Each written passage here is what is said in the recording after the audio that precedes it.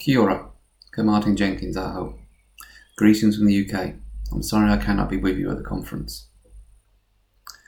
I am the head of academic development at Coventry University, which is a large modern university in the English Midlands.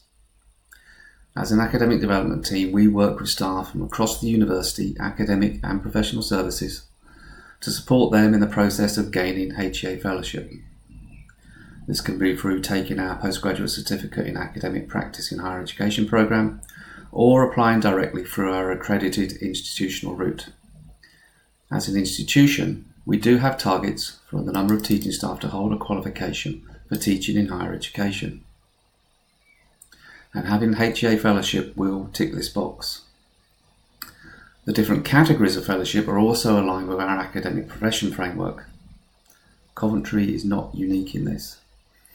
There is therefore significant pressure in UK higher education for staff to get HEA fellowship.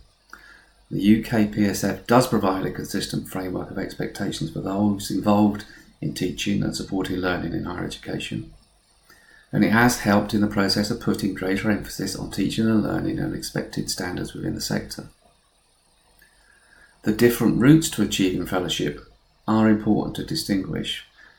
And here, when talking about associate and fellowship rather than senior and principal, the route of taking a PG Cert, teaching and learning course, means that staff will have engaged in a developmental programme.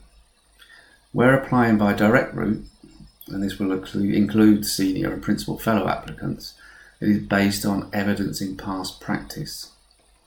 And this is where there is a potential risk that it can reinforce the status quo and not encourage innovation.